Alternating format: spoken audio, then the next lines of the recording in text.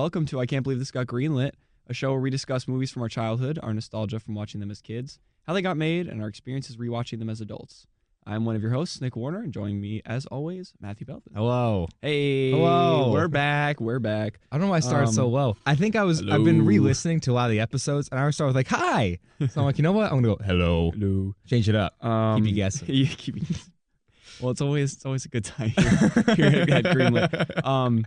So today, it's just us. Yeah, no guests, unfortunately. Surprise. And we were talking about this before, but this is one of the first episodes that we've done where it's just us and we're both like in good health. Yeah, we're not sick. Yeah, coming like back from the ER. Right. Yeah. We're not like dying here. And we're talking about a pretty special film today. Yes. One that I have vivid memories of, like looking at, but no memory of the actual movie itself. Okay. We're talking about. I kind of had the same thing. Yeah. I just like if you tell me the thing, I'm like, oh, and then I'm like, wait, what? Wait, what is that though?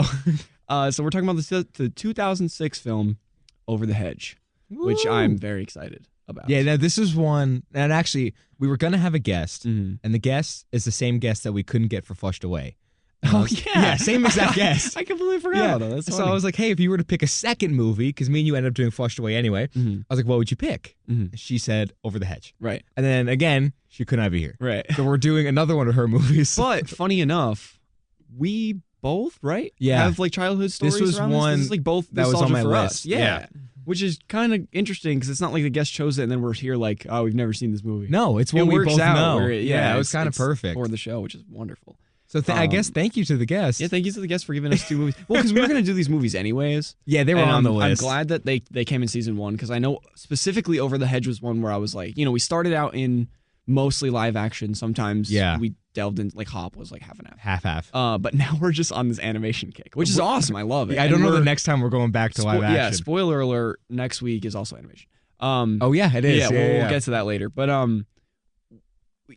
this was one of the ones where I was like, okay, once we get into animation, it's gonna be hard to get out, just because there's so many from 2000 until 2015. Even because this movie's on Netflix, right? So if you thank God, yeah, I know. But if you go to Netflix and when you finish it, there was like, hey, titles related. And there was like 5 or 6 where I'm like, oh my God, those are all episodes right there. I added 3 See? after this there you movie go. to the list. And the list, animation forever. I thought we were going to not run out of movies because I know that was a worry for you in the beginning of this. Yeah, I've quickly learned that it's not a worry. But dude, the list, every time we do one episode, 3 more get tacked on to like the end. Crazy. And I'm like, and we have an announcement for the summer that we'll get to in later episodes. Yeah, that'll probably be next week. But, hopefully the show is live on the air again next semester. Yep. And we are happy that this is, going to continue on hopefully in the future. But the list is just ever growing. It's and I'm insane. glad that we got to this now because this is one of the ones similar to Shark Boy and Lava Girl. I was like, this is like the crux of the show. It's a big one. I don't know how this got made. I want to get into the production of it. I want to rewatch it because it's one of the things where I haven't watched this since I was a kid. Unlike Chicken Little, which I watched like fairly recently. Last week. Last week, but then also like before that. But this one I literally have not watched since I was a child. Same. Yeah, So I think I it's watched one of those it things maybe twice. Yeah, ever. Yeah. Yeah. I will say, just speaking about the movies of this show, because it is insane, as I think like 2 weeks ago, me and Nick did the math. Because we have a big list. I made a list and I basically just gave him my movies so that he has like the master list. Right. That's what we call it. Starting now. So Nick has like the master list of movies. I'm changing the title to the master list. Yeah, please do. And we did the math. If we do like every week in the summer and every week for the next 2 semesters, because we're about to be rising seniors, we still will have movies left. Like we have that many. So I remember going to the show being like, what, we're each going to have like 4 or 5 movies each? Like there's no way this is going to last 10 episodes. Yeah. Dude, we can do like 80 of these. Oh, dude, I just looked at the master list. Yeah. Capital T, capital M. As it should be. And we have upwards of 30. That's insane. Just banked. And this is not including guest episodes. Yep. And this is not including anything else that we haven't thought of yet. Yeah, because I already know of one that needs to be added. Yeah. So I'm pumped. So I guess we can just jump right into childhood stories if you wanna start. Yeah. Okay. Yeah. So this one's a weird one because I don't think I've ever had this, but you've talked about this on the show where you have like flashes of a movie. Yeah. You've no idea where it's from. Right. I finally had that with this. Yeah, okay. I finally had my flash experience with Over the Hedge. Yeah. So I remember when the movie starts and there's like the vending machine and like the nachos, I'm like, oh my God, I forgot about all of this. Yeah, I forgot that. I didn't know that happened. Oh, you don't remember that at all? No. And then like the squirrel with the whipped cream on his mouth. I was like, oh my God, this is over the hedge. Yeah. Like it all came back. So a couple things about this movie, which is strange because I don't think any other movie will ever fit this in terms of like Matthew Pelton's childhood. Yeah. Is one, like I said before, our dad would take us to every movie possible. Our dad? Our dad. Yeah, our exclusive dad. Mr. Warner Pelton. Yeah. He would take me and my brother to every movie. Yeah. My brother, Nick Warner. And most of them, he admitted to me he would just fall asleep. It's like a kid's movie. That's exactly why he took you. Well, exactly. It's a nice nap. Yeah. It's like Shark Boy and Lava Girl. He's like, yeah, I remember like the first 10 minutes. Right. So he rewatched this good. one. Oh, yeah. He fell asleep at the best time. That's a blessing.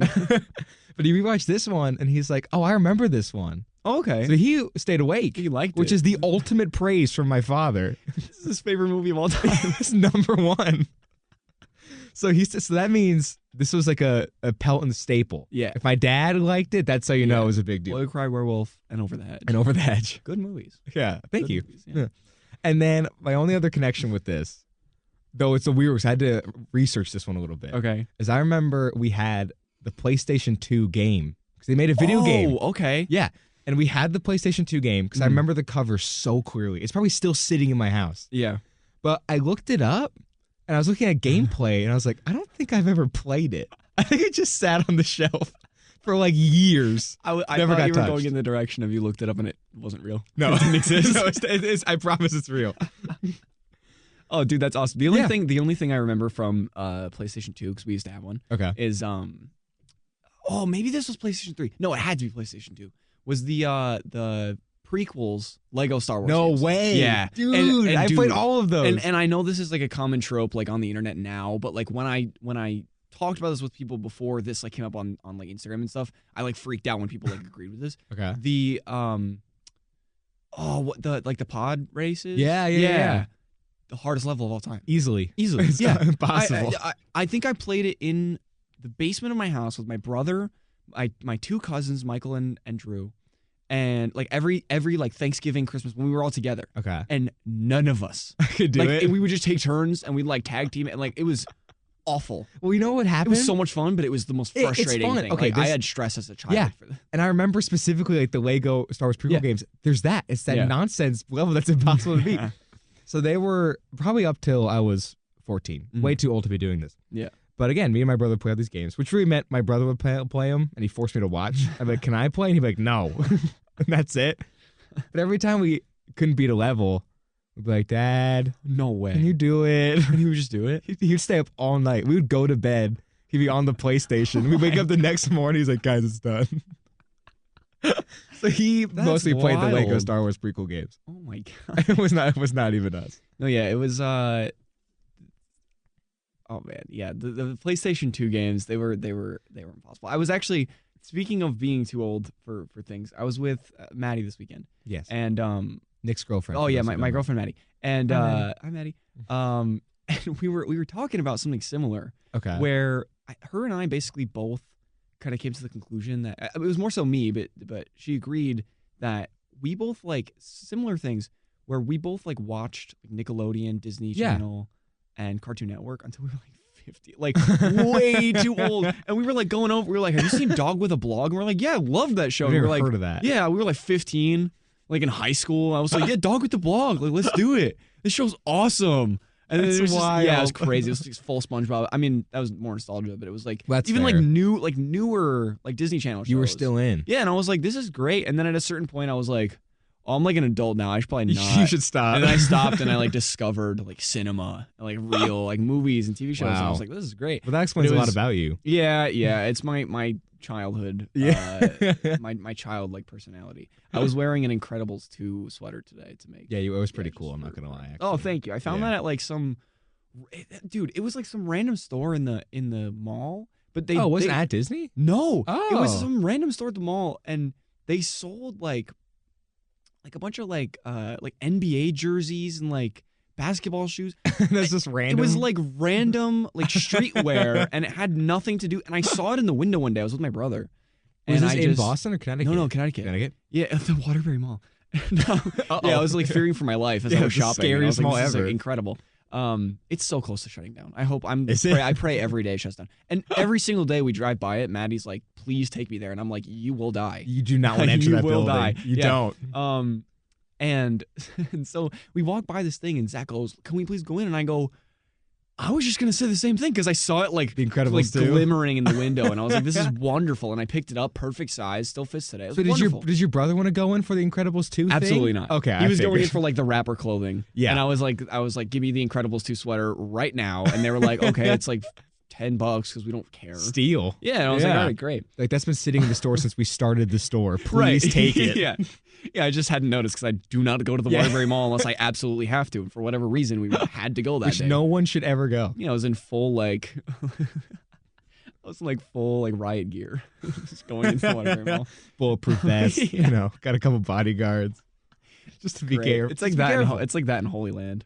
Which, if you don't know Holy Land, it's the best. If you're listening, you don't know what Holy Land is. Look up Holy Land USA, Waterbury, Connecticut, and just read the Wikipedia page. That's all I'm gonna say. Yeah, it's Wikipedia's more detailed. Yeah, it's wild. I'd also recommend the Alice Obscure article because that's how I found it. Yeah, it's intense. I've been a couple times. Yeah, it's just, you got to be a little careful when you go. But so for me, with this movie, right? I watched it either. I tried to like figure out where exactly I watched it. I couldn't really remember. It was either at home or at my grandparents' house. And the reason I know this is because I like vividly remember the DVD cover for this movie. Oh, so really? we rented it because I know we didn't buy it because we don't have it in the house anymore. Okay. And it was one of those things where like I like memorized all the movies that we like had purchased. Yeah. It's like I would just watch them over and over and over. And so that definitely wasn't one of them. Definitely wasn't one of them. I didn't see this in theaters unless I did, and I was just way too young because it's 2006. It was 4. But I do vividly remember the DVD cover. Okay.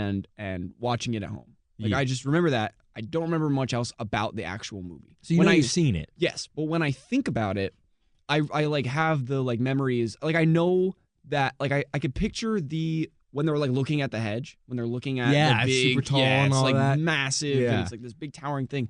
And I also remember like just the images of the faces of the characters. Like I just know I know the characters, I know the setting. Yeah, you know what they look like. I know it's this big towering thing. I couldn't for the life of me remember the plot until the movie started. As soon as the movie started, I was like, this makes sense. Actually, I got the plot wrong.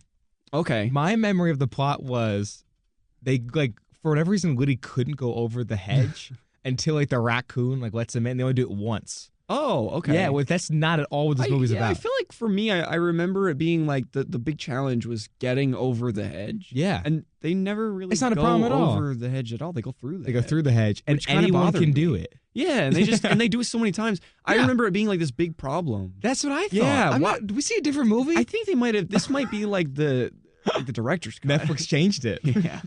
Oh, and then another thing is I could never figure out what company like made this movie every time I thought about it. It's DreamWorks, isn't it? It is DreamWorks. Yeah. But I never think like, oh, this is a DreamWorks movie. Like when I think Over the Hedge, it's like it's just like this its own entity. That's true. And they kind of have dropped it a little bit. Right. Yeah, but they don't really acknowledge it. Every time I get like this, the nostalgia is like so weird behind it.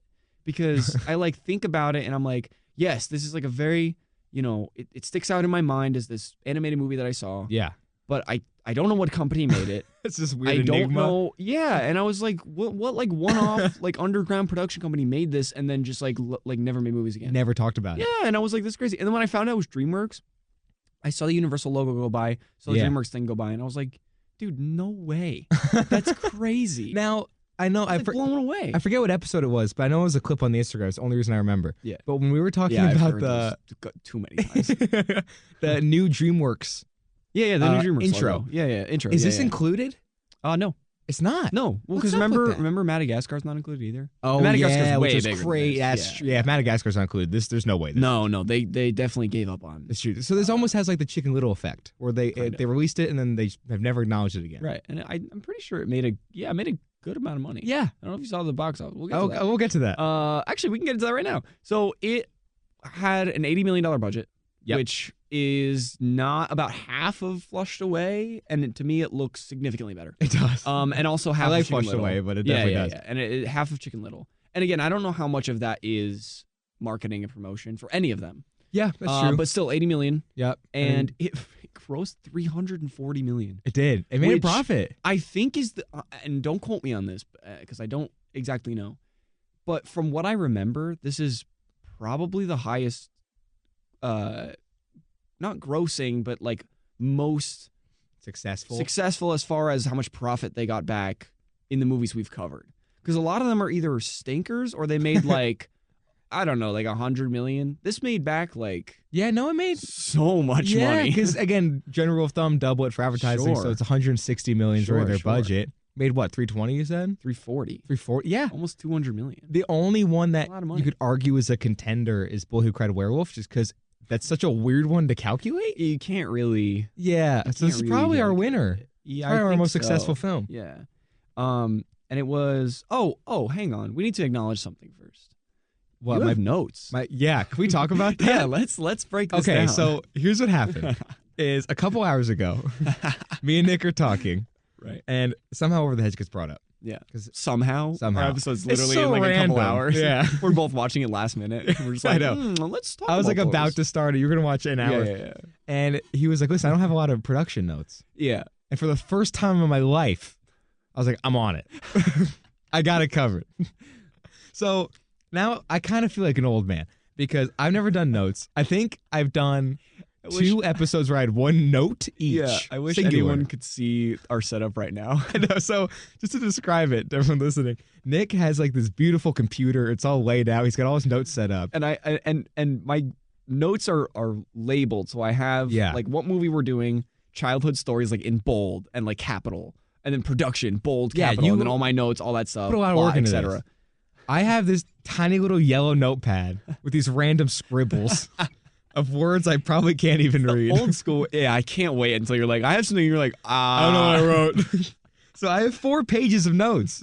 I came so 4 pages of yellow pages. Well, yeah, they're very small and I write like really big. So it's probably half a page. That's awesome. No, I'm excited. Notes. I'm excited to see what overlaps. Okay. Yeah. So do you want to start? I feel like this is a rare instance hang on. where I can jump off the budget. Yeah. Because I have a note about the budget. So exciting. I feel like I feel like I'm a guest. Okay, you ready? Okay, I have doing Eli talking. Here's my note. I have 2 money signs. Okay. That's my way of saying this is about the budget. So I remembered. I have 2 money signs. It says equal. It says it was not a dud. I see I can't read my handwriting. This was not a bomb like we just discussed. But it was a disappointment to DreamWorks. Like it made, don't make fun of my notes. I'm like almost crying. It's incredible. It made money, but not enough. Yeah. And especially when you compare it to the DreamWorks movies of the time. Mm-hmm. I wrote them down. So proud. Thank you, dude. This is the best day of my life. Oh! Okay. So the DreamWorks movies that came out before this were like Shrek, Shrek 2, Madagascar, and there's another one I didn't write. But Shrek 2, Welcome to the Swamp. Shrek Swamp. It's the new Shrek Swamp. But point is, you had these major big hitters. Yeah. So even though this is our biggest success story on this show, it still was not enough. Yeah. No, they like hated this movie. Yeah, and from what I can tell, there's a couple different reasons. From what you can tell from your handwriting. From what I can tell about my handwriting. Because sure enough, I think they were talking about a sequel. Yeah. Because it was critically well reviewed. Yeah. And it made money. I have this stuff too. Oh my God, it's overlapped. Dude, I'm killing it. I'm killing it. So I put sequel was close. It was very close. Very close. Now, I got different things from different websites. One website said they canceled it because it just didn't make enough, didn't perform well enough. And I read another one that either DreamWorks or whoever actually owns the IP, because I know it's a little complicated, they couldn't agree on like a story. Oh, okay. But I found the money one twice. I only found that other one once. I found the money one. Okay, so let's cut that. We're going to scratch that. You got it. Yeah, so that's what I have for budget. Yeah, so to add on to that, what I have is that they basically they were worried that it was gonna because to them this underperformed. Yeah. And which is crazy. And they were worried that the sequel would underperform because in most it depends on the movie sequel, but in most cases they kind of go a little bit, and they were like, if it goes down to anything, then we're gonna lose money. Yeah, we're gonna lose money. Yeah, because again, it made a profit, but like not as much as they were hoping. So I'm gonna throw it back to you. Okay. And then, oh wait, I have one more thing about the sequel. I'm sorry, I lied. No, I totally lied. You got it. Okay, I have, again, dash, kinda sequel, equals Hammy's Boomerang Adventure. Did you hear about this? No. Let's go. I got a fact. Okay. Wow. So this was a DVD extra on Over the Hedge, the DVD you rented. And it was like a little short. Yeah. And it's on YouTube. Probably didn't watch it because I didn't. My parents just like play. Yeah, just play. It's on YouTube if you're interested. Okay. And I wrote the description from IMDb. Yeah. Now, again, my handwriting is horrible. You got it. Let's power through this. RJ the Raccoon. I don't know what I said. Raccoon. Raccoon produces a nature video, which turns out to be an excuse for him and the Porcupine children to play pranks on Hammy. What? That's the whole of it. That's awesome. Yeah. So that's like your spiritual sequel. That's the best you're going to get. Yeah. Oh, okay. Okay. Yeah. Gotcha. It's the only other thing that takes place in this universe. Right. Yeah. Okay, cool. See, I'm killing it. I like, you're doing good. That's only a page. I got 3 more of these. Oh, God. Okay, great. So I'll bang out a couple of them. Yeah, we'll just, if I have something to build off. Yeah. All right, so this was produced by DreamWorks Animation. Yes. I don't know if I think we already touched on it. Yeah, we did. And it was distributed by Paramount. Yes. And it was their first ever collaboration. So this is the first time that Paramount ever distributed, a DreamWorks film. Yeah. Yeah. Now, do we know what DreamWorks did before them? Like with Shrek and Madagascar? As far as distribution? Yeah. I don't know if they were self-distributed or if they teamed up with someone. Had someone else. But I was confused because this was distributed by Paramount, but the Universal logo. Oh yeah, it was at the beginning. I don't know. It's all like muddled. Getting into like film rights and like who it can be, distributes versus who has the rights to like the IP, and it's a mess. It is. And like even learning about it on like the most basic level in my producing class is like driving me up a wall. So it's like, and that's like intro to producing. It's intro to it's crazy. Like especially. And now I have kind of a grasp on this just because I'm a crazy Disney nerd. But no way. That doesn't sound like you. But like especially Disney when it comes to like, dude, there's this rule. Just really quick, super quick side tangent. Okay. I think I've told you this before, but this is more for the audience. There's this rule where the Marvel situation with Disney and Universal, theme park wise, is it's a insane. Nightmare. Yeah. So to make a long story short. It literally comes down to east and west of the Mississippi River. Which is so stupid. East of the Mississippi, which is us, so in Florida, Universal has the rights to the rides, right? Yeah. So they have their Spider-Man ride at Universal Studios. Yeah. Disney can't make like Marvel rides. I don't know if that's Marvel Comics or Marvel movies because that's also two a different things. thing. Yeah. But so Disney is allowed to sell merch based on the Marvel movies, but not based on the Marvel comics. Oh, I didn't know that part. Yeah. So Disney's allowed to sell merch east of the Mississippi, but they can't build theme park attractions. And Universal's allowed to build theme park or like have their theme park attractions still. And it gets muddled with the merch because I was under the impression that they're allowed to sell only comic book merch. Like, because when you exit the Spider-Man ride, there's like old Spider-Man comic book merch, which is amazing. But then when I went recently in January, they had like Tom Holland Spider-Man. They did. And I was like, this is weird. But so then the other rule is like west of the Mississippi, Universal can't really do much with Marvel. And it's Disney, more Disney has the Avengers campus and they can do merch. Yeah, they go crazy. Yeah, it's ridiculous. It makes no sense. What like it's I don't pioneer know who established it. Was like, let's settle this right now, east and west of the Mississippi, and it's gonna be this, silly. But you can't do this, but you can do this. It's ridiculous. It's probably someone trying to screw someone else. Yeah, it's crazy. I do have one more thing about the studio. Yeah, go ahead. So, did you see who was originally going to make this movie? Possibly. No, I don't think so. Oh, okay. So again, I'm going to read what I wrote. Yeah. Originally going to be made by 20th Century Fox. Oh, I think I saw that. Yeah, they first had it. Yeah. But they scrapped it. Okay. Because they had an animated movie called Titan AE. Oh, heard of that one. I've never heard of it in my life. No, neither have I. And it bombed so bad that they canceled this movie.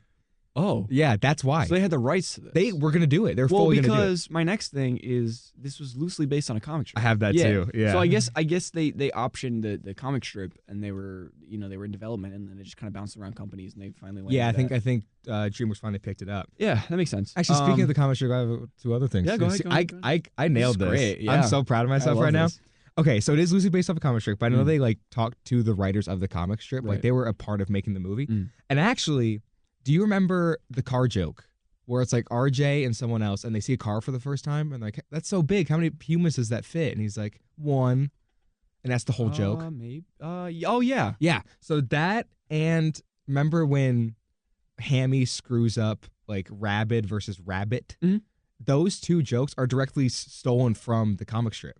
Well, not stolen. Yeah, they're really lifted word for word from the comic strip. Interesting. I didn't know that. So I always thought it was just very loose, but sure enough, like there was really specific jokes. Okay, cool. Yeah. That's interesting. I like that. Wow. See, thank you. It's whatever. It's whatever. All right. So this this natural is at this. this is directed by two people actually. Tim Johnson, who is like mainly a DreamWorks guy. He's worked. Okay. He's directed a couple things. He's done worked as like a crew member on a couple other things. Guys, he's a big DreamWorks guy. Yeah, the DreamWorks guy. And then Carrie Kirkpatrick. That's the other dude or gal. I don't really know. But they worked for Disney, and then I think they left Disney, went to DreamWorks. Okay. And just tons of animation companies. So kind of mostly bounced animation around. stuff? Yeah. Almost all animation stuff. Oh, almost there you go. exclusively animation Okay. stuff, but has kind of bounced around and landed at DreamWorks, I think, for this, but then kind of moved around. Okay, But the so other guy, a nomad. Tim Johnson, almost exclusively did DreamWorks. So that was Oh, like his really? thing. Yeah, Okay. yeah. So And then an the in-house composer, the composer is a guy. I think he's French. He's not American. Okay. I don't know what he's, but his name is Rupert Gregson Williams. Wow. He did the score for a lot of DreamWorks stuff, including the Bee Movie, which is a future episode. 1,000%. It has to be. That's like on my mind, and we got to get That would we be gotta talk done. about that. And I thought this was actually really interesting. He scored pretty much, give or take, every single Happy Madison production. No So, way. The Adam Sandler Basically, movies? anything Adam Sandler has been in, this guy has scored. Anything. Wow. From, Happy Gilmore, Yeah. Billy Madison, Grown-Ups, Hubie Halloween, like everything, even to now. That's crazy. Yeah, like Murder Mystery 2 just came out. Yeah, He yeah. scored He that. did that too? Yeah. Damn. Crazy. Yeah. So that's the composer. Okay. So then a couple more things. Okay. So this took over 270 people and over 3 years for this film to be completed. It took 3 I don't know. years? Yeah, I don't know if that's with the rights from 20th Century Fox. I don't know if it starts with that. Oh, could be. That's ends true. with the release or whatever. But That's a lot. Yeah. That's no joke. And then I've written down here that they basically invented the vending machine sequence. Like, They did? last minute. Really? Like so last minute. Because basically they had this film like almost completely done.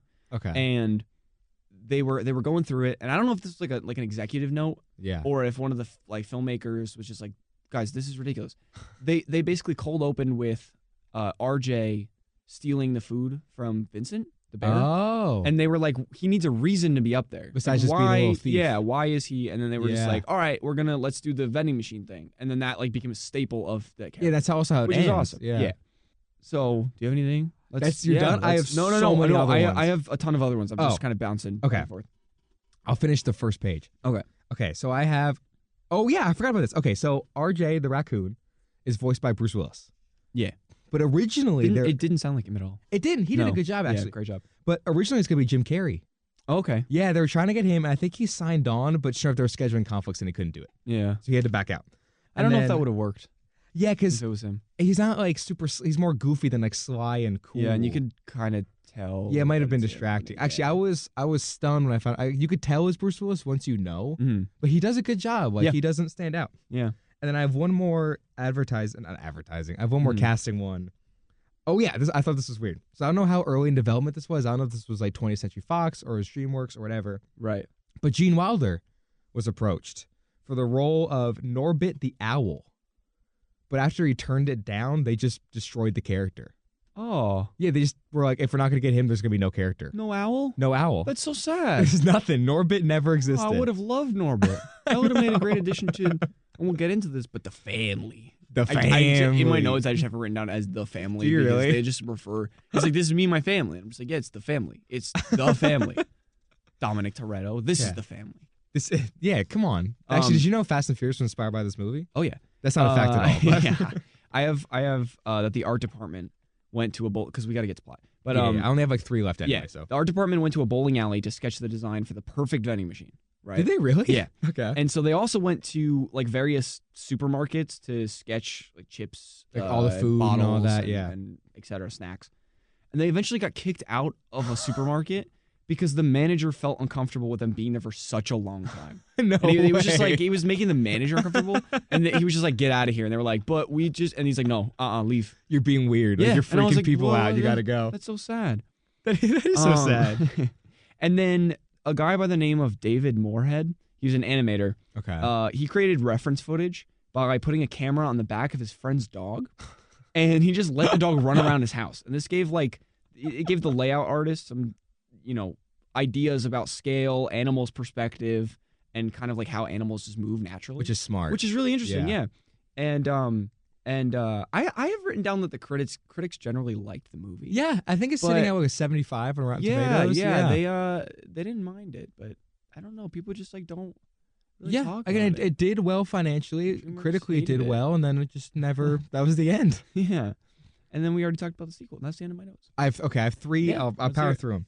So actually, one about the characters and the animation stuff that I thought was interesting. Okay, is when they were first designing them, they were going to actually go kind of like the Madagascar approach, which was like the animation style of Madagascar. Like they were gonna, the characters were going to look like that. Okay, cool. And then one day the studio brought in. They kind of do a little bit. But you can tell there's a difference. Yeah, I think it's more of like a DreamWorks thing. Yeah, exactly. Yeah. And then one day, one of the studio heads brought in all the animals that they're using, like real life. Like they brought in like a raccoon, a turtle. Kind of like Bambi. Yeah. And they saw the real life animals and they're like, oh, these are way cuter than what we have. And they completely redesigned it from like the ground up. Evil, like gross little. Yeah, they're creatures. gonna do like these kind of cruel little animated things. And like, oh wait, we need to restart this. Yeah. Oh, that's so sad. So they completely redid it. Okay. And I think it held up pretty well. Like, it looks really nice. I really, I have a note that like the anime. I love the anime. Yeah, it might be our best looking movie we've done on the show. Yeah. Okay, two quick ones, and then we'll get into plot. We should bring up that Eugene Levy and Catherine O'Hara or O'Hara. I'm not sure how to pronounce her last name. I think it's O'Hara. O'Hara, but they've worked together on like so many different projects. They have like a weird history, the two of them. They were the Porcupine Parents. Oh, yeah, they were Porcupine Parents. Oh, got you. Yeah, and they were actually the only actors in this entire movie to record their lines in the same room. Yes. Yeah, everyone else did it separately. Yeah. That was kind of cool. Which is always interesting to hear, because it seems I'm pretty sure that happened also with Chicken Little. There were two, or maybe not Chicken Little, maybe it's Flushed Away, but there were two characters that recorded in the same room. And it's always interesting to hear about that because you would think that either they would all record in the same room or none of them. Yeah, it's not weird just that they like do weird specific combinations. Yeah. I guess that one's not as weird. Even you hear stuff like, I remember at the first Guardians, when the first Guardians of the Galaxy came out, like Bradley Cooper was being interviewed on the red carpet, and he's like, how was it like working with the cast? He's like, I just met him tonight. Oh, wow, yeah. He never even met him because he's just doing you voice see that work. one super famous video of him doing the wrong voice. Which is pretty cool. Yeah. Glad they filmed that.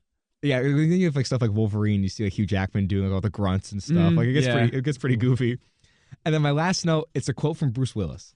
Okay. Because the only reason I wrote this down is I was like, I don't think Bruce Willis has ever done an animated kids movie before or after this. I think it was a one and done for him. Okay. I was like, I wonder if he had a good time because all the videos I watched, it seemed like it was not a lot of stuff happened. Like it was a normal production. People seemed to have a good time. Right. But here's what he said. This is an interview. Yeah. I wrote it down verbatim. I was going to do a Bruce Willis impression, but I can't. Yeah, no. He said about making the movie, it was very nerve-wracking. None of the actors worked together. None of the actors were even on the same soundstage at the same time. No props, no wardrobe. You just had to use your voice. Huh. So I think it was a little overwhelming. Well, I could imagine if you just have a script, and I guess the direction is helpful. That's true. But yeah, I could imagine. Not even meeting the people. Like that's crazy. That's rough. So I have a feeling that's probably why he never did one again. Yeah. I don't know if I think when it came together, he said he liked it. Yeah. But I'm not sure if he liked like the experience of making it. And I was gonna say he would have been a fantastic voice actor. Yeah, because he did really good. He did such a good job. He was like the one standout that I couldn't immediately point out like either who it was or like if they were doing a good or bad job. If it, like same out of it. Yeah. I had a weird memory of Jason Bateman being in this movie, but he's not. Yeah, because you said it the other day, and I was like, and then I closed my door and I was like, am I going crazy? I thought he was like the main guy. No. I had no idea it was Bruce Willis. I didn't. Well, to be fair, I didn't either. But I could not. I don't know why I thought. Has Jason Bateman ever been in a kids movie? Did I just make that up? No. Oh, he was Nick Wilde in Zootopia. Thank you. Yeah. He was an animal in a. He was an animal. Yeah. Okay, that makes me feel better. That guy I have because the character's name is Nick, and Jason Bateman's like my favorite, and it's a I Disney love movie. Jason Bateman. Yeah. So I got a shout out to our. Actually, I won't spoil it, but Jasmine, my friend from Disney, she got me a shirt that was a light blue shirt and it has Nick Wilde on it. Oh, really? And it has some quote on it that I thought was hysterical. I cannot for the life of me remember it. But I like wore it one day when I met a bunch of characters and I was like ecstatic. So I was like, cool. This is incredible. All right, going into the plot. Yeah. So a quick note about the plot. This is one of those movies where not a lot happens. Like, it's one of those things where it's like you have the objective that happens really quickly. Like, you know what the movie is going to be. From the get-go. But it's a whole lot of just, like, hanging out and a whole lot of nothing. So it's just kind of like, all right, here's your objective. You get the food for the bear, and then, like, chaos ensues, and then it ends. Yeah. So it's similar to Cat in the Hat in the sense that nothing happens, but a lot happens. You know what I mean? Like, it's like an hour and a half of, like, nothing. I think this is just how to do it correctly. Oh, yeah. Oh, absolutely. It's not just, like, sketch bits. Like, there's actually plot. Like stuff but still. Progresses. Yeah. But. So we cold open, which I actually enjoyed. The cold open. Yeah. With him. It was good. Because a lot of kids' movies starts with, like, an introduction of, like, here's the world, here's the backstory, here's what you need to know. They were just, like, they just threw you in, which I love. Immediately, yeah. Right till he's stealing food. With RJ the raccoon, Bruce Willis. Yeah.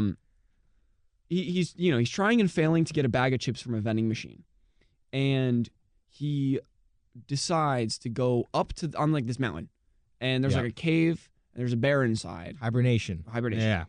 And he has this like holy grail stash of snacks in the back. He does. And he like goes to steal all of them, and he's like about to be successful. And then he gets greedy. He almost had it. He goes to steal like this Pringle type, like unofficially Pringles. We're just gonna call them Pringles. It's like Pringle tube from the bear's bear, hand. And he like tries to like slip a coffee cup, and I think he like works. He goes to eat one, and then it wakes up the bear, and the bear like chases him down the hill. He had it. Yeah, like, he totally could have had it. And the wheelbarrow, is it a wheelbarrow? No, it's a sort of like red wagon or something. Yeah, the wagon. The wagon like falls down the hill, and then it lands on the street and gets run over by an 18-wheeler. And the food just evaporates. Which it doesn't so like funny. break. It fully disintegrates. Yeah. And basically we find out the bear's name is Vincent, and they know each other. Yes. But Vincent says, if you don't get me my food by the time the moon is full, which is a week, and that's the end of his hibernation, I'm pretty sure. Yeah. Then I'm gonna like kill you or it's something murder. Like that. Yeah, he's like I'm gonna end your life. Yeah, I think he always says I'm going to kill you. Yeah, multiple times. And here's the thing: if he just didn't go for the Pringles, he would have had this wonderful stash of food. Yeah, and also this movie wouldn't exist. Nope. He wouldn't have to go through all this trouble. Yeah, and obviously it works out for the better for him. He was but so oh my gosh, he was close. so close. And if he just like and the worst part about it is he goes back down the hill, and his bag of chips like falls. Oh yeah, because he goes to get a bag of chips, and the bag of chips like doesn't make it all the way, doesn't fall down in the vending machine, and then when he goes back down, it just falls down. He's like, "Are you kidding me?" Because he's gonna die. He's got a week to live. Yeah, so we then get introduced to the cast of characters that RJ ends up recruiting. Yeah, so we have a turtle named Vern. I think it's Vern. Vern. Yeah, Vern. It's just spelled Vern. Yeah. Vern, who's really worried about the family, which is the characters that I'm introducing now. Yeah, starving. Yeah, the family. He's worried about them starving. I guess they came close to starvation that past winter. Yeah, he kind of emphasizes he only had like 6 berries left or something. And then he kind of emphasizes they need to scavenge more in order to not go hungry for the future. Which I think at the end he says is like 270 something days away. So they just like need to start like getting most food. of the year. Yeah, but they need to like start getting food now. By the way, the cast is loaded. Oh, absolutely loaded. It's crazy. You have Wanda Sykes, you have Bruce Willis. I don't know who else. I forget. It's William Shatner's in this. William Shatner. I forget the guy who plays Vern, but he's a famous dude. If you look him up. People you're the Porcupine people. Yeah. Do you also know who voices the daughter of the Porcupine daughter? No. It's Avril Lavigne. Oh my god, that's crazy. Which is wild. But so you have a skunk named Stella, which is Wanda Sykes. Yeah. A squirrel named Hammy, which we just completely forgot about. Steve Carell. Yeah. 2 porcupine with their 3 children. Yep. And then 2 possums. 3 possums? 2 possums. 2 It's possums? just It's William Shatner's the dad. And is Avril Lavigne the possum girl? I don't know. I think it's 2 possums. Yeah. Because it's the dad and the daughter. Yeah, I think right? she might be the possum. I don't know. So you get introduced to this cast of characters.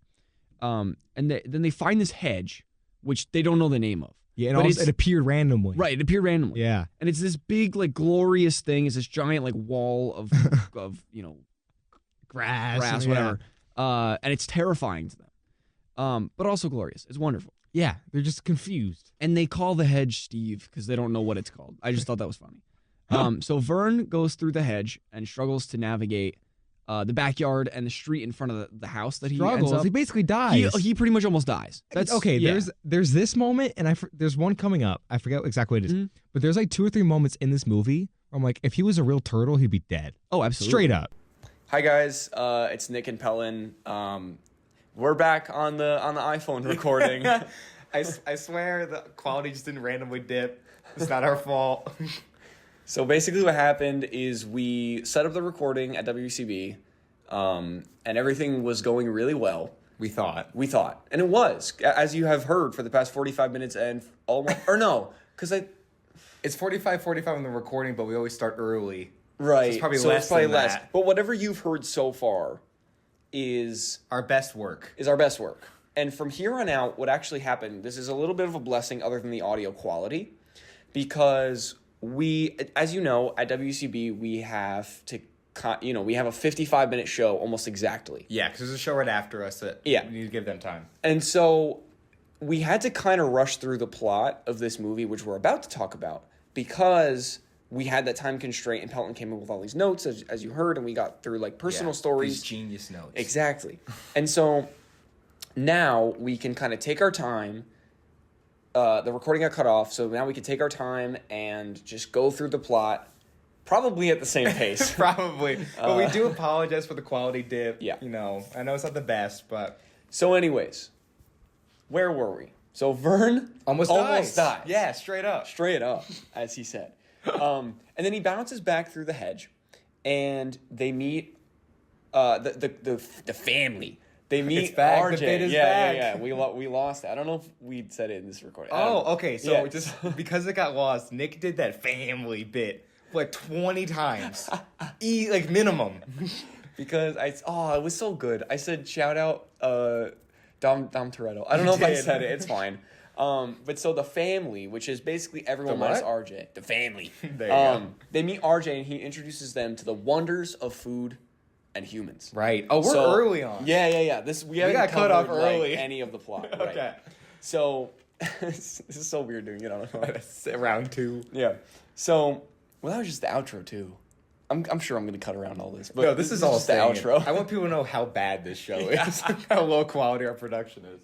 So, they have like this montage where it's RJ showing them like all these snacks and like the humans and like this wonderful world. Yeah. Right.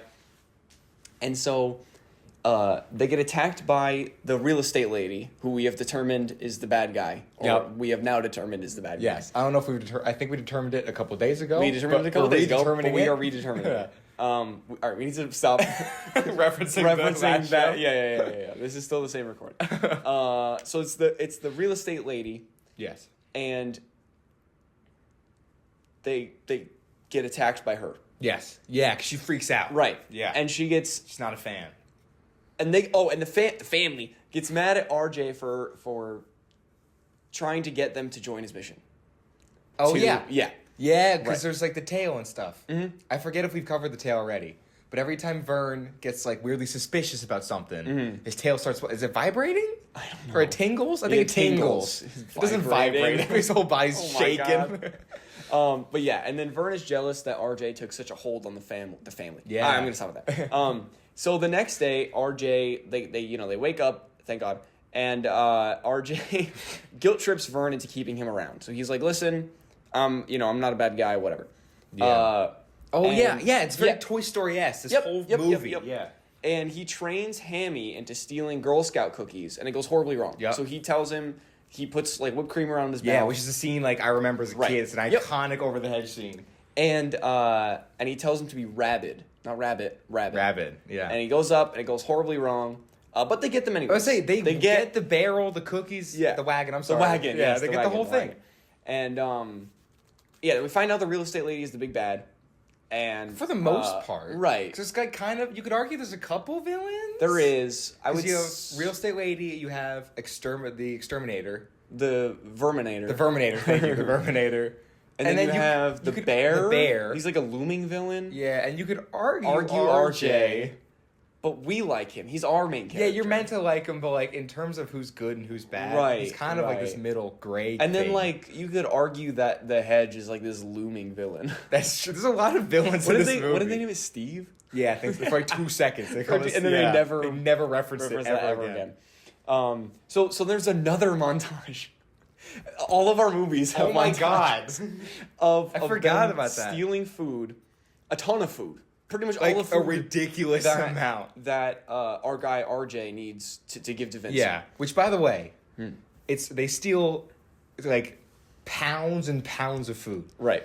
And not once do we have a scene of any human character being like, "Hey, I don't care about the vermin. They're just stealing all my groceries. Like we're starving." No, never. Also, they never notice. They're like always sleeping. Yeah, and they have no problem at all. And then whenever they go to the fridge, there's like no food there. There's nothing. There's no chips. All the stuff they just bought is just vanished. Yeah, they're like, it's like the pasta. Yeah, like nothing.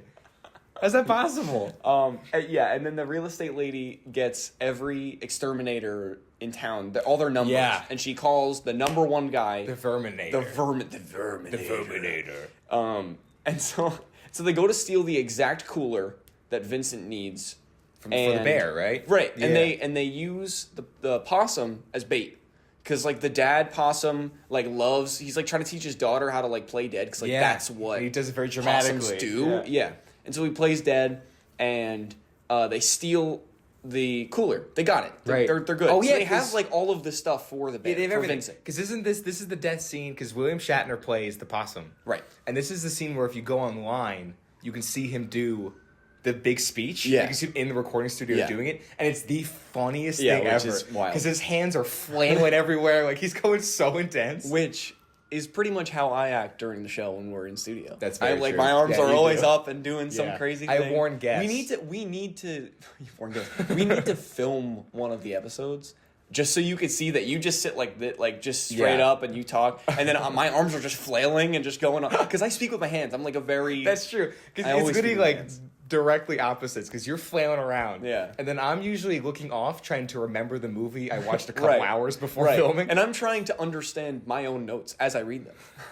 I'm trying to understand your notes. Do you remember it was like last week or 2 weeks ago where I like read it was for Flushed Away. The cursed episode? No, it was for Flushed Away where I read the note from my computer like for plot, and because I had watched it because it was like the spring break. Oh yeah, you watched like 2 and weeks previously, and I was like, I have no idea what part of the plot that this happened. Is. Yeah, and I was like, this makes no sense. I watched it. I feel like I had to help you. I watched it like that morning. I forgot about that. I had like loose, like I knew he got flushed down, but I don't know who the other guy is. Okay, I sympathize so much because I never had that until now. Right. And I only watched the movie like 3 days ago, let alone 2 weeks. Like, if you made me do Over the Hedge 2 weeks from now, right. I'm like, I don't know what that is. I don't know the movie that is. Yeah. So they steal the cooler, but the exterminator arrives, which his name is the Verminator. So this is his big entrance. He has this big, like, van, and it's like, it's like him, and he's like whack-a-moling down like a bunny. And it's like this weird, like, little... I don't know if that's a term. I think we just made that up. Whack-a-moling. Yeah, that's fine. It's fine. The plural of whack-a-mole. He just bashes down this bunny. I'm gonna whack-a-mole you. Doesn't one of the like Vern say like that's gonna happen to us or something like that? Yeah, Someone I don't want to end up like that or something. Yeah. Because I watched this movie like years ago or something. Right. But yeah, so they all escape and they give RJ a new home. So they like create this little like this little like tree house like bunker thing for him, and they're like, welcome. Was he sleeping in a tree? Yeah, and he's like, welcome to our. Do it. Just do it. Family. Yeah. I can't wait to go back to Universal over the summer and ride. That's all you're gonna say. Vin Diesel. I'm just gonna be like, no, this isn't it. Go watch Over the Hedge, and that's the real family. That's the real family. But so and then eventually, Vern has had enough of RJ's smooth talk and manipulation. This is how he perceives it. Because his tail has been not vibrating. No, what's wiggling. the word? Thank you. Wiggling. No, not even wiggling. No, what is this? Not either of those two. No, tingling. Thank you, tingling. It's wiggling. He's vibrating, wiggling all over the place. He's going crazy, dancing around. But so he's under the impression that like he knows. He's a piece of trash. But so he tries to take the food back to the humans. He takes the full wagon all the way out, which he's really strong for that, by the way. He's probably the strongest turtle to ever walk the earth. And so he takes it out, and then the family dog, not the family. Oh, right. But the human family's dog. Family. Yeah. Attacks him, but he's like trying to like play with him. Oh yeah, because doesn't Vern step on like a little play toy? Yeah, and he like the dog like freaks out. He's like, I want to play, and he like chases after him. But Vern is like, I'm gonna die, which is very true. This is another instance where this dude's straight up gonna die. And so, and this also comes when RJ comes out and he's like, listen, he tries to like convince him. He's like, what are you doing? Yeah, he's like, we need this food. I need this food, but he's not giving up his plan. Yeah. And so they get chased by the dog, or I guess they both get chased. Right? Yeah, they both get chased. And eventually, some like nitrous oxide, like oxygen tank, whatever it was. Oh yeah. What was it? It was I know we said it too. It was like this tank of something. Tank of like gas. You put it in like your gas fireplaces and like a grill. My dad would be so disappointed. I know. But it like explodes and they like get shot up. So they escape the dog, but they like go above like a plane. Yeah, they go. So they get shot up into the air. Yeah. And I made this reference last time, but I thought it was funny because the plane was green and it was like some weird like reference to Frontier Airlines. It's like a budget because they're like flying low. Yeah. But I don't think that's the case. Anyways, I just thought that was funny. In my brain, I like put that together. This weird green connection. Yeah, it's like not true. But so then they like fall back down and I don't remember. Did they have like a bag or something? Like how they goes like an umbrella? Oh, it was the umbrella. Yeah. And the food in the wagon lands on the real estate lady's car and then just explodes. And then so her like car a just nuke goes blows off in this town. Yeah, it's evaporated. Like, it's this gone. is one of the worst days in the town's history. Yeah. But they cannot for the life of them. They do not care about their food whatsoever. No, it's all gone. They're all starving. Yeah, they're starving to death. Yeah, they're about to buy die. like hundreds of dollars of food overnight. It disappears, and right. Gotta go back. Right, and so now RJ, Vern, and the rest of our wonderful family, they wonderful what? I'm gonna ignore that. They are back at square one. No food. They have no food. Yeah, they're all mad at Vern. Yeah. Because Vern lashes out and calls the rest of the family stupid and arrogant, and he's like, he basically, it kind of like backfires on him because he's yelling at RJ, and he's like, guys, this is a bad guy. Yeah. And he's like, listen, my tail's waggling. It was waggling. That's not a word. That was real. That really happened. He's like, RJ, you're manipulating them, and I only know that because they're so dumb that they're easy to manipulate. You can't fool me, but you could fool them, and they're like. What did you say? I'm not stupid. And I felt so bad. It was heartbreaking. I was like going to cry. Like Vern was like a real jerk in that scene. That was no joke. And like when Hammy was like, I'm not dumb. I was like, like, you're not dumb. It's like, no, you're it's not, okay. buddy. Come steal my food. He's so I love him. But yeah. And then they're all kind of upset with him, including RJ. He's like, he's continuing he's continuing this manipulation, but he's kind of like, you were kind of a piece of trash. You're being a little schmuck. Yeah, a little schmuck. But so then there's another montage, another one of showing how the family doesn't have food and RJ isn't prepared for the morning. Who doesn't have food? God, no, just our family, the family. You already know. One more. The family. Let's go. Okay. So, because you know how there's like the Vincent the Bear, he like takes the moon and it's a chip. He's like, see you tomorrow morning. Because now it's like the end of his hibernation and everything. He's coming. Yeah. And, and then I have a note that like I really like the Ben Folds music in it. Because this is the montage where one of his songs plays. Oh, yeah. And I didn't know who this guy was. Yeah, because he did all the original music. He did like 3 original songs. And he's someone like in my wheelhouse. Right. Like, which I didn't know. I don't know him like intimately. Sure. But, like, his best friend. Yeah, I call him, what's up, B Folds? Uncle Ben. Uncle Folds. Uncle Ben. Oh no. Ben Folds, we gotta call him. Watch out. No, but I grew up with his music. Yeah. Which is so strange. Yeah. Because I was like, I wouldn't have even known, because I watched this movie and I didn't put them on, but for whatever reason, captions were on my default. Yeah, that was my thing. Yeah. It said Ben, that's why I put down Ben Folds. music. And I paused it. I'm like, no. I'm like, that must be a different Ben Folds. It was so good. It's pretty good. Start listening to me because it was fantastic. Check this out. I found a fun fact. And I don't think I said this last time. Okay. But for the Ben Folds music, I think it was TikTok. I don't think she did it like in an actual concert. Okay. But Billie Eilish covered one of these songs. No way. Not like a Ben Folds song, but like a Ben Folds Over the Hedge song. Yeah. You can look it up. There's a video of her doing one of these. I forget which one it was, but she did it. That's insane. I wonder if she's a fan. Well, she's our age. Yeah, that's It would make sense. That's crazy. Is that wild? Yeah. Oh my god. We gotta check that out. She's an Over the Hedge fan. That's amazing. I know. But so then the real estate lady, I wish she had a name. I don't think she ever. Not one that I remember. I don't like calling her the real estate lady. It feels kind of. I can see. Jan Did she really not get a name in the movie? I don't know. But anyways, hang on. You can look that up. Yeah. But as you do that, she installs literal lasers in her backyard. Illegal lasers that are installed by the Verminator, and these lasers basically at first it shows that they like evaporate the animals depending on what level you put it on, but then it evaporates them, but then like puts them in the cage. Yeah. But then eventually you find out it's just like the lasers just form a cage. Somehow, I don't know. It's like magic. It's kind of just like smoke appears, and then there's a cage. There's a cage, and it like captures all the animals. I got the character's name. Okay, her name is Gladys Sharp. Gladys Sharp. Oh, that's a cool name. And she's that makes sense. By Allison Janney. I don't know who that is. Jan. She's a big actor. She's in one of my favorite movies of all time, The Way Back. Oh, I don't think I've ever. Yeah. I think I've seen her. She tends to be one of those people that you'll recognize her, but you're not sure why. Yeah. Okay. You know what I mean? That makes sense. But so yeah, then the family kind of like they make up and they're all happy-go-lucky. Who make up? And they come together and they steal back all the food. They have like this big thing. Yeah, they're like, hey, we're gonna do this on one day. All the food back. Yeah, because somehow isn't Gladys Sharp having a big party? I think so. Yeah, like we'll sneak in, we'll do the whole thing. Yeah. Even though all the food keeps disappearing for weeks straight. For a party. Yeah. There was some line off comment. Yeah, that makes sense.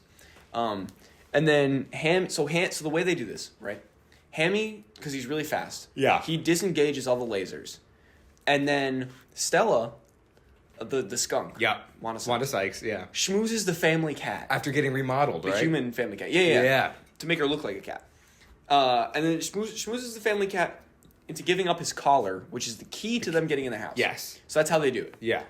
And she does it like within seconds. Right. She's very smooth. And then I there's a note that I have that there was this hysterical THX bit, like the film company with the logo, and that's like the iconic like early 2000s. I forgot that company even existed. It doesn't exist anymore. I don't think so. I think it went out of business. But when that like, it's literally the sound of our childhood. No way. Yeah, that's my point. Is like this is the whole reason the show exists, right? Is to rediscover films from our childhood. Yeah. That was the whole pitch. And then you get to this movie that is produced by DreamWorks, and I don't know if they have any affiliation, but you hear that sound and you're like, dude. Not only does this look like my childhood, because I remember watching this, that is the opening sound of my childhood. That's crazy. It is. It really is incredible. But so the I want to say it's the Porcupine Kids. That's their thing. They put on the TV and they accidentally like that up and then it's THX. Yeah. And it almost wakes up the real estate lady. And then the morning comes and she wakes up, and then the Verminator captures them, right? And so Vern and the family find out about RJ's plan. Yeah. So they eventually find out that he is a piece of trash and he's just using them. Yeah, manipulating the whole time. Even though, like, over the course of the movie, you see that he actually has become, like... Yeah, he realizes that he loves it there. Yeah. He's just like, I will literally die. Which happens in a lot of these movies where, like, at first they're manipulative. By the end, they're like, oh, I really like you here. But then they find out. Yeah. And they have to apologize, and then they make up. So it's the same trope, but it's interesting to point out. Would you use the word cliche? Or is it, like, borderline cliche? I would say borderline cliche. Yeah, maybe. But so then RJ's about to give the food to Vincent. So he takes the food and the cooler and the wagon up to Vincent. To the bear. And he scary bear. Gives it to him, and then he has a change of heart. Yeah, because he's all his friends. He's like the Grinch. Off. Yeah. His heart grows. Yeah, because he's on the hill with the sleigh. Yeah, just wow. I can't believe that connection just happened. And his heart literally grows 3 sizes, and he explodes and he dies. Yeah, that's the end of the movie. No. Stay tuned for next week. Yeah. And so he sends the wagon back down the mountain, the hill. Whatever. Right into as the bear's about to get it. He ships it down. And it goes right into the road. Explodes. Well, it gets run over by an 18-wheeler, I'm pretty sure, right? Oh, yeah, it does. And then or maybe that's the beginning. No, I think it gets hit by the car. Like, somehow it like evaporates. And it's gone. Yeah, there's just no remnants of it at all. And Vincent like gets so mad. He attacks them. He goes to murder him. Yeah, he goes to murder him. It's dark. Right. And he attacks him. He goes up on like the roof of the car. On the everything. Verminator's car. Yeah. And so then there's like this big scene where they make it to like the backyard of, what was her name? Gladys Sharp's house. And all the people are inside of the hedge. And the Verminator and Gladys Sharp are on one side, like trying to tase them, like kill trying them. to kill everyone. And then Vincent the Bear's on the other side of the hedge, trying to kill them. So it's like all three of them are attacking from in both the middle. sides. Yeah, in the middle of the hedge. They're about to die. Yeah. And then what they do.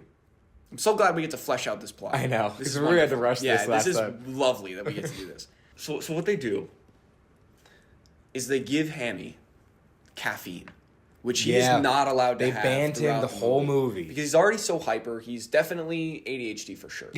For sure. Yeah. And they give him caffeine, which hypes him up even more. And mind you, he already runs really fast. Yeah. He drinks this, and everything stops. Like time stops. We have like a Quicksilver sequence. It's a Quicksilver scene. And it's like really verbatim. well done. It's really cool. So basically what he does is he lines up the lasers so that he turns on the lasers. Yeah. And he lines them up so that the Verminator, Gladys Sharp, and Vincent the Bear are all in line because he puts it on like the bear level. The max setting. Yeah. And then he like does a couple other things. He like gets, I don't know, like a chip or something. Yeah, it's like a cookie or something. He eats something. He eats the cookie. Yeah, he eats the cookie. And then he like does a couple other things to like mess with the people. Yes, yeah. And then like boom, reality hits. the lasers come together. Yep. And they explode. None of them die, but they're in this big cage. There was a lot of dust for a minute. There's a lot of and they end up in like this big hole. It's like a big ditch. It's like a bomb went off. Yeah. When I was watching it, because it's literally so much dust, and you're like, whoa, like it was pretty intense. And the whole time, the movie, for some reason, I don't think I've seen this level of it in a kids movie up to this point. Is they really kept being like, we're gonna kill RJ. Yeah. Now I'm gonna come after you. Or I'm gonna hunt you down. He's like, I will murder you, which is crazy. It's insane. Like in most kid movies, you don't even hear the word kill or murder. Right. Let alone to this extent. Yeah. So when all the smoke and the whole bomb went off, I was like, there's a chance they just died. Did they really just kill 3 characters? Well, yeah, and it's just and also when they end up in the cage. It's 2 people with a bear. And they're like pretty close quarters, and he's like starving. He just woke up from hibernation. True. With no food. Because he's like ready to kill this dude. Okay, if you think about it, it's even worse than that. He woke up from hibernation. This is crazy. Starving. It's a crazy movie. It's a crazy movie. He's starving, and he walked all the way to find RJ. Yeah. Wasted all this energy trying to fight him and kill him. Yeah. So he's like exhausted and starving. And he's in a cage with two helpless people. Right. And then, do we ever see what happens to them? Really tasty to him. No, I think they die. They got That's why murdered. the sequel got canceled. Because they just died, and then they didn't want to like have to talk about that. Talk about how 2 people got murdered. That's why Over the Hedge isn't in the DreamWorks logo. Intro. Because murder happens. They don't want to acknowledge it. They killed 2 innocent people. Buried this movie because they don't want to acknowledge this. There's an actual death. This is awesome. But so. In the process of Hemi running around, we find out that he fills up the log with nuts for winter. So they get all their food. They don't need the humans' food anymore. Well, because remember in the way beginning of the movie, he says, I like buried my nuts for winter, but I can't find them. Yeah. And now you kind of assume it's like a one-off. You don't really think about it again. He was like, hey, I found them, by the way. Boom. And then everyone accepts RJ into, I'll give it one last time, the family once more. That felt so good. All is well in the world, and the movie ends. And I don't think we talked about this on the original episode, because we didn't have time. Did you watch the post-credit scene? I did. Okay. I was going to reference that. Because you missed the last one. Yeah. Was the last one Chicken Little or Flushed Away? I don't remember. I don't think either. Which one was the one that had a post-credit scene that you missed? Was it Hop?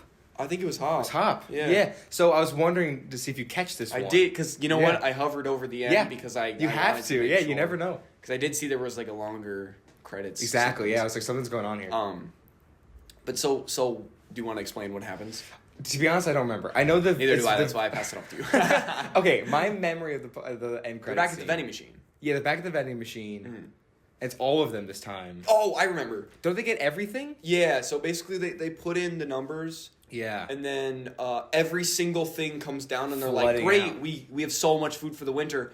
And then they realize because can't all the open it. things come down, the little like push to grab your thing. There's too much weight. They can't push They can't it. get through it, so they can't even reach in to get all their Right. items. I So did now they're forget about screwed that. again.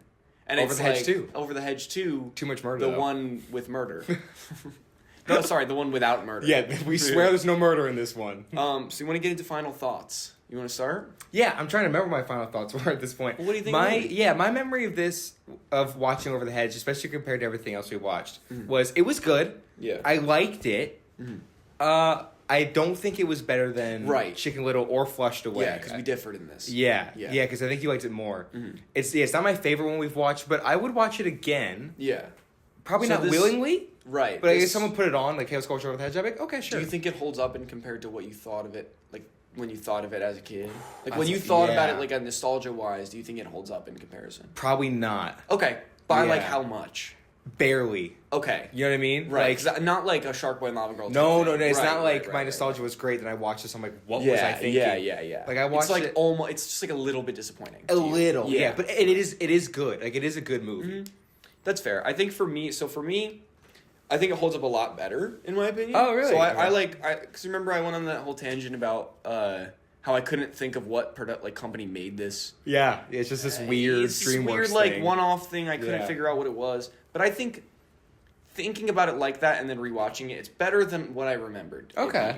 Because I remembered flashes of like the characters' faces, but nothing really about the plot. Which was me. I remember like the whipped cream yeah, and all that. But yeah. then when I saw like the plot play out, I was like, oh, this is actually a pretty well thought out plot. I thought it was pretty cool. It is good. Other than the fact that they go through the hedge and never once over the hedge. Not Maybe once. once when Vern gets like launched over the But hedge. that doesn't really count. No, it doesn't. Yeah. Because I remembered it differently.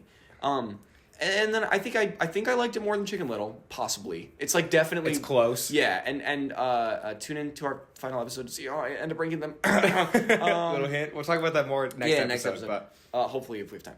well, good point. Yeah.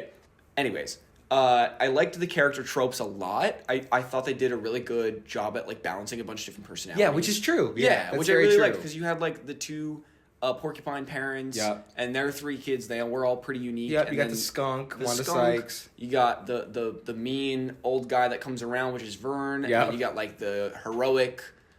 Like smooth talking. Yeah, you know, like Chris Nick Pratt-esque. Wilde kind of guy from Yeah, Zootopia. yeah. We were talking about that. They do a good job on the ensemble part. Right. You know what I mean? Yeah, it's great. I think the personalities mix really well. And I love the animation style. I thought this animation style held up the best so far, to me. I think I'd agree with that. It holds Chicken up Little's better like than- almost there. It's Flushed close. Away, not quite. Yeah. I didn't love it. This one I think is It the probably best animation. looks I the love best. it. Yeah, I think it looks the best for sure. I think it holds up the best animation wise, but I think also could probably. Yeah, I think every movie we've done, it probably looks the best. Yeah, overall. I think so. Because I Shark think and so. Lava Girl looks horrendous. Yeah. And then like stuff like Spy Kids and stuff and Hop, like it's kind of aged a little bit. It's Yeah, aged poorly. yeah. I think this one definitely holds Yeah, up this the you best. could put this on and you could tell if I'd never heard of it. Yeah. And you're like, hey, this came out 2 years ago. Right. I'd probably be like, believe you. okay, that Yeah. makes sense. And one final thought about Over the Hedge. I can't believe this got greenlit. Okay, cool. Thank you for sticking around for the last like 25 minutes. Yes, again, sorry about the of quality. This horrible audio Yeah. quality. I hope that this ending that is a little bit more fleshed out, a little Yeah. bit. I mean, you guys wouldn't know any different unless you tuned into the actual So live. my dad and your grandpa. Exactly. That's about it. So hopefully this felt a little more like we had a little more breathing room, like we could talk about the plot a little more. Hopefully that worked out, and it was good for you guys, even though the audio quality is a little bit down, right? Yeah. So thank you all for listening. Tune in next week for Turbo with our Yes. very special guest, Jasmine Brownell. Which Jasmine, if you're listening, even if you're not listening, it's okay because I'll talk to you about this next week. But I'm worried that I mispronounced her last name. So Jasmine, if I did that, I'm sorry. Yeah. You've told me many times you have no idea how to No pronounce idea. your last name. I'm just guessing here. Love you, Jasmine. See you next week. I'm so excited because you don't know who that is. This is another Disney person, right? It is another Yeah. Disney person. We'll get into that next week. But yeah, thank you all for listening. This has been I Can't Believe This Got Greenlit, and we'll see you next week. Bye-bye. See ya!